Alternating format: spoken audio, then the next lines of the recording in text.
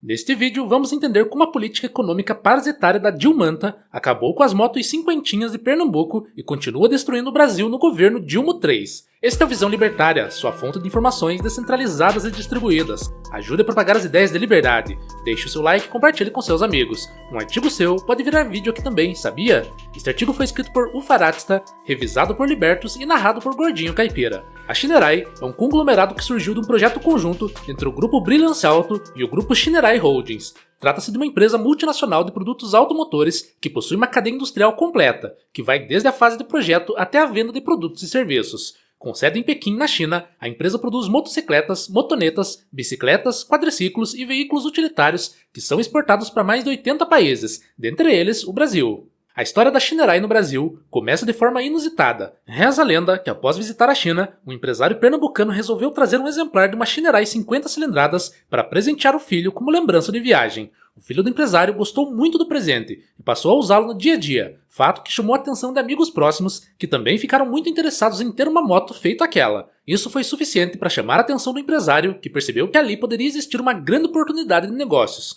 Foi assim que no ano de 2015 foi inaugurada a primeira montadora da fábrica na região de Porto de Suape, em Pernambuco, e alcançaria mais de 250 pontos de vendas, dos quais 150 são concessionárias em cerca de 25 estados do Brasil. Contudo, nem tudo nessa história são flores, até porque, infelizmente, aqueles eram tempos de PT comandando o Brasil. Quando as cinquentinhas da Shinerai apareceram em Pernambuco foi algo inovador. Do ponto de vista mecânico, tratava-se de um veículo que trazia características híbridas entre bicicleta e motocicleta, fato que fez a novidade rapidamente cair no gosto popular.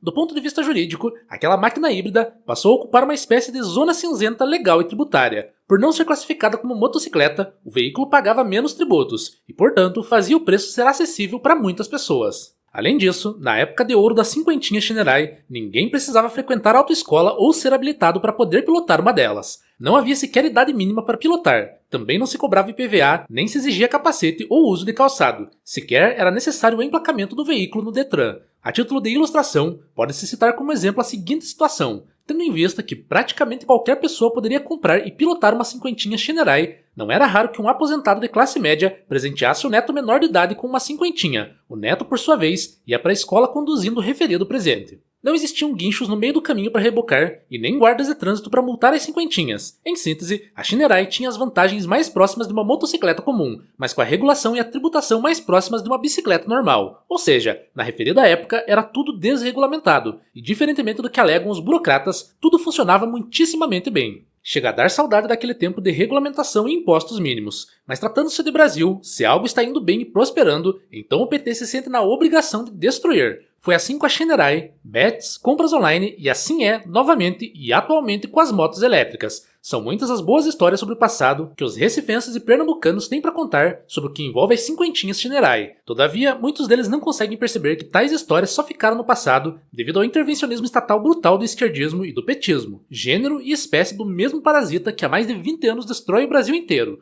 Pode parecer difícil de acreditar em tais fatos nos tempos atuais, onde tudo é pesadamente regulado e tributado pelos vermes vermelhos, mas quem viveu aquela época lembra bem. As cinquentinhas da Shinerai estavam por todo lugar. Disse até que a Shinerai estava substituindo o jumento no interior de Pernambuco, tamanho era o sucesso da moto.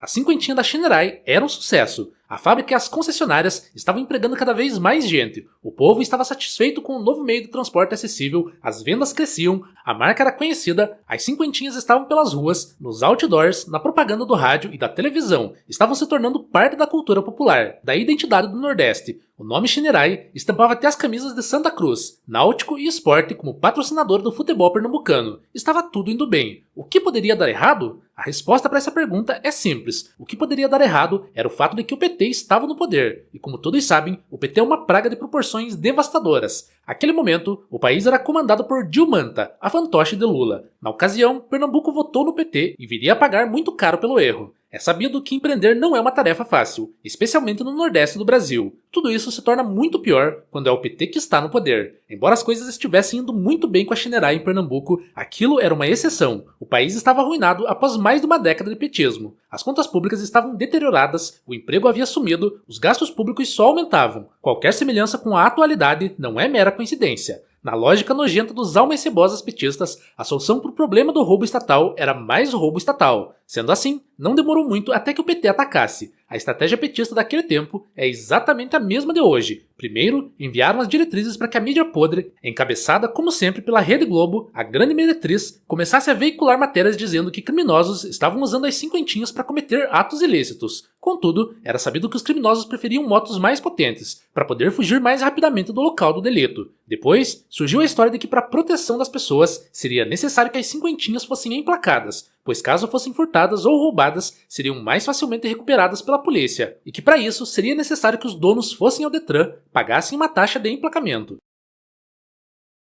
Tal justificativa, como se sabe, é apenas uma desculpa estatal para roubar mais. Um rastreador pode ajudar mais na recuperação de um veículo que uma placa. Além disso, é preciso destacar que só uma parte ínfima dos crimes cometidos são realmente solucionados pela justiça estatal. Muitos crimes sequer chegam ao conhecimento de órgãos estatais e aqueles que chegam, somente uma parcela diminuta é solucionada. Tal fenômeno é bastante conhecido da criminologia. Além disso, novamente, a realidade refutava o argumento estatal. Embora existissem furtos de cinquentinha, eram poucos. Além disso, por se tratar de um mercado altamente regulado e desonerado, era melhor e mais fácil e, portanto, mais vantajoso comprar uma nova, de procedência conhecida e com garantia dada pela empresa, que a pessoa se tornara um receptador. Gradualmente, os burocratas estatais foram passando novas regras restringindo o uso das cinquentinhas e a liberdade das pessoas, como a obrigação de usar capacete, a proibição de se trafegar em determinadas vias públicas, a imposição de uma idade mínima para conduzir, a necessidade de ter uma carteira nacional de habilitação, a possibilidade de apreensão do veículo numa blitz, dentre outros. E por fim, o maior dos golpes. Tendo em vista que o PT havia falido o Brasil, Dilma Rousseff, aquele ser exótico, em uma visita a Pernambuco, anunciou que, para o bem de todos, aumentaria a carga tributária sobre as cinquentinhas. Afinal, todos tinham que pagar pela incompetência dela e de seu partido, algo que já é praxe no PT. Quebrar o Brasil com políticas comunistas idiotas e fazer com que o brasileiro, especialmente aquele que trabalha, pague a conta. No fim das contas, o que a presidenta e os demais marginais que estavam assaltando o país fizeram foi acabar com a zona cinzenta em que as cinquentinhas estavam, colocando-as para competir em preço e regulamentação diretamente com as motos de maior cilindrada, fato que aniquilou a vantagem competitiva delas. Daí em diante, as cinquentinhas foram sumindo da paisagem de Pernambuco, as vendas caíram, lojas fecharam, trabalhadores foram demitidos da fábrica. Santa Cruz, Náutico e Sport perderam o patrocínio. Graças ao PT, o pernambucano regressava à bicicleta ou ao jegue. Não seria de se estranhar que o maior objetivo do PT ao fazer o que fez foi justamente esse, de retornar o pernambucano à bicicleta e ao jegue. Talvez o objetivo não tenha sido a arrecadação, mas apenas o de prender o pobre na pobreza, negando a ele o acesso a bens como forma de manutenção dos currais eleitorais. Para os coronéis do PT e dos demais partidos socialistas, comunistas, coletivistas e simpatizantes, mais importante do que roubar é o fato de manter a vítima sendo roubada. Como já diria o presidente Mula, o PT não consegue dialogar com quem eleva em 1 milímetro o padrão de vida ou o aprendizado. Para o PT, os pernambucanos não poderiam perceber que na prática, um mercado altamente desregulamentado e sem impostos funcionava bem, gerando emprego e fornecendo produtos de qualidade e com preços acessíveis até mesmo para os pobres.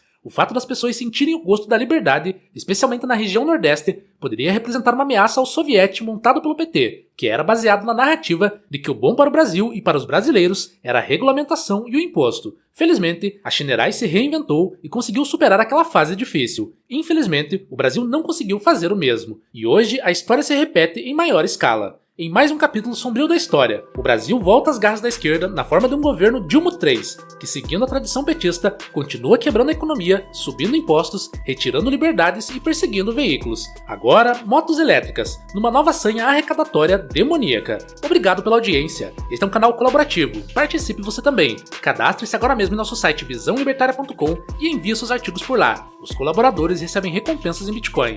Inscreva-se no canal e clique no botão da campainha para ser avisado de novos vídeos. Até a próxima!